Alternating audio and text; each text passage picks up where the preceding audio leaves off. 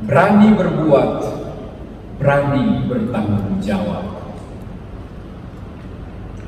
Ada sebuah kisah nyata berapa puluh tahun lalu, tahun 60-an sampai 70-an, Monsinyur Morse, uskup lama kita, Pak Hani masih ingat, orang tua-tua masih ingat Monsinyur Morse. Waktu itu dia dosen di seminari Pineleng. Tiap weekend hari Sabtu dia pergi ke salah satu stasi di paroki Kendes. Tidak usah bilang nama stasi itu, nanti ada yang tersinggung sebentar. Di situ dia selalu tiap hari Sabtu sore jam 5 ada pengakuan dosa. Karena itu gereja masih kecil, tidak ada ruang pengakuan khusus, maka tempat pengakuan persis di samping altar. Lalu umat sedudu baku susum di muka. Seperti biasa, full itu gereja kecil. Tiba giliran seorang bapak tua, badannya besar, dan dia maju untuk mengaku dosa. Lalu dia mulai, "Ya Bapak, berkatilah saya ini seorang berdosa. Pengakuan saya yang terakhir 2 minggu lalu. Dosa-dosa saya di rumah 1. Dia baru bilang 1, Monsinyur Morse bisik, "Bapak, jangan terlalu kuat-kuat. Nanti umat lain suruh dengar." Bapak ini angkat kepala dan jawab, "Berani berbuat, berani bertanggung jawab." Mantap sekali Bapak itu ya. Berani berbuat, berani bertanggung jawab, berani mengaku salah. Anak bungsu yang diceritakan tadi dalam Injil juga berani berbuat, berani bertanggung jawab. Apa yang dia buat? Pertama, dia keluar dari rumah bapaknya. Keluar dari cinta, dari kasih, dari persatuan, dari kebersamaan dengan bapaknya. Dia mengasingkan diri, dia memutuskan diri dengan Bapa yang penuh kasih. Sesudah keluar dari rumah, dia pergi ke kota yang jauh. Apa artinya kota yang jauh? Melambangkan jarak yang makin jauh dengan bapaknya. Melambangkan keterpisahan yang jauh sekali dari kasih, dari cinta, dari kebersamaan selama ini bersama bapaknya. Bukan cuma jauh secara fisik, secara jarak, tapi jauh dari hati. Jangan lupa, sebelumnya dia sudah minta harta warisannya. Warisan apa? Di sini disebut hanya uang. Tapi warisan bapaknya itu adalah cinta, kasih, iman, harap, kekudusan, kesucian, persaudaraan, kebersamaan, saling bantu, saling mengampuni, hidup damai. Itulah harta yang bapaknya wariskan padanya. Dan semua itu dia tukar, dia jual, dia ganti dengan hidup foya-foya, dengan hidup tanpa aturan. Dia menghambur-hamburkannya menjadi sumber dosa dan sumber salah.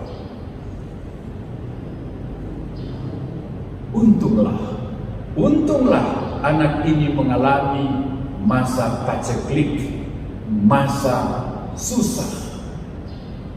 Dan untunglah dia cepat sadar, dia cepat ingat akan bapaknya di rumah yang berkelimpahan, yang memberi hidup, memberi damai, memberi kesejahteraan kepada begitu banyak orang.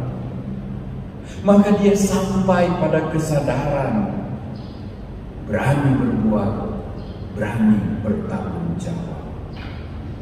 Dia memutuskan, "Aku akan bangkit dan kembali kepada Bapakku dan aku akan berkata, ya Bapa,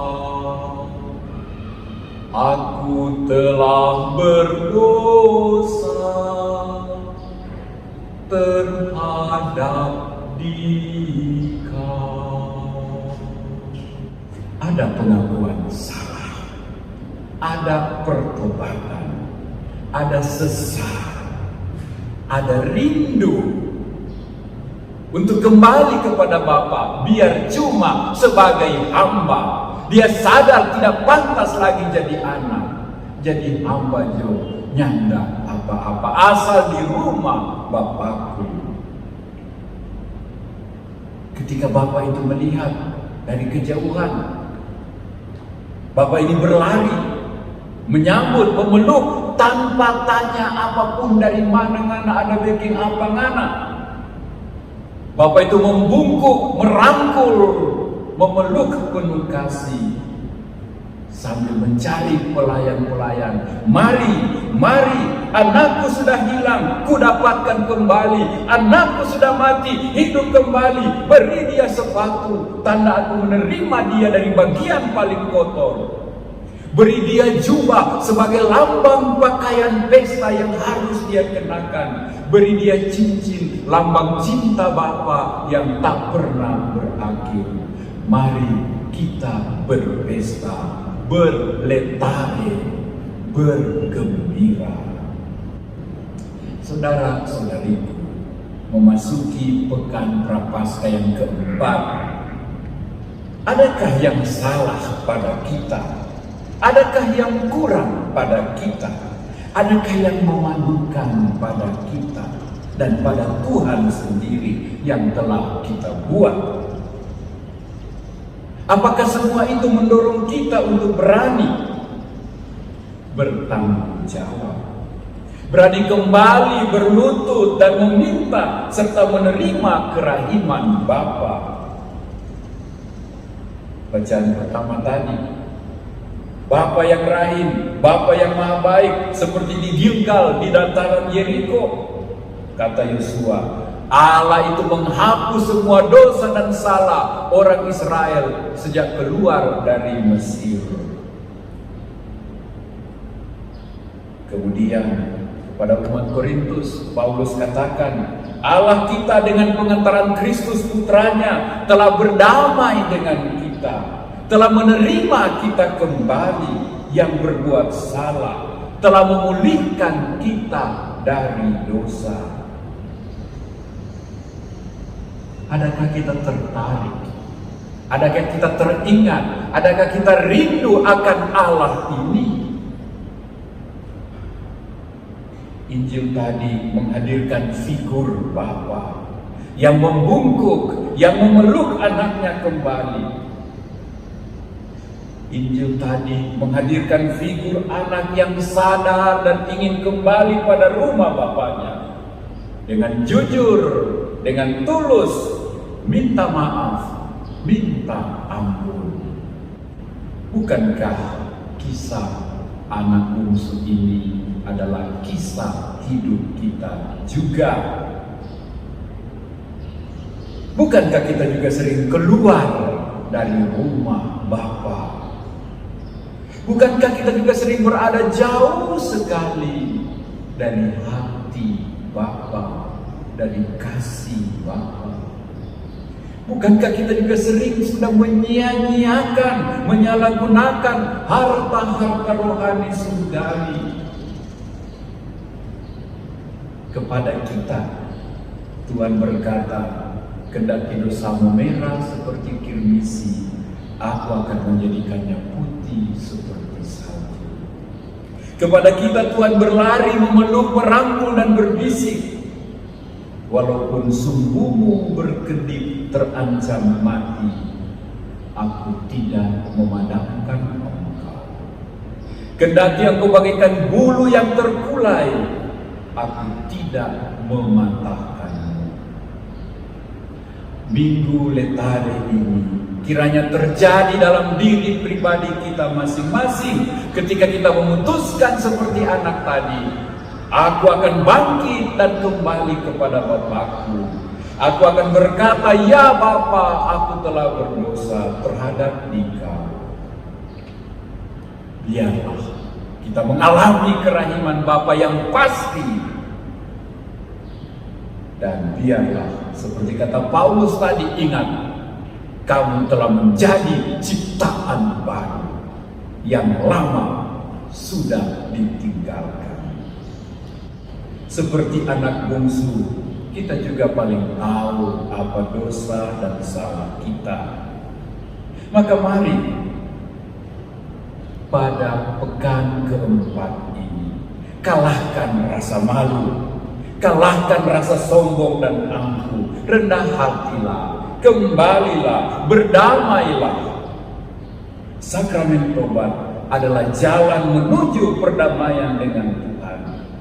Sakramen tobat ini memberi kita damai besar, damai dengan Tuhan, damai dengan gereja, damai dengan diri sendiri. Paus Fransiskus berpesan, jangan takut mengaku dosamu. Sebab itu adalah jalan terpendek menuju Tuhan, jalan terpendek menuju surga. Itu adalah jalan hidup orang yang berani berbuat dan berani bertanggung jawab. Itu adalah jalan menuju Letare. Itu adalah jalan yang membuatmu bergembira, berletare yang sesungguhnya. Semoga pengalaman anak bungsu ini yang bersuka cita karena kerahiman Tuhan boleh pernah menjadi pengalaman kita di masa Prapaskah.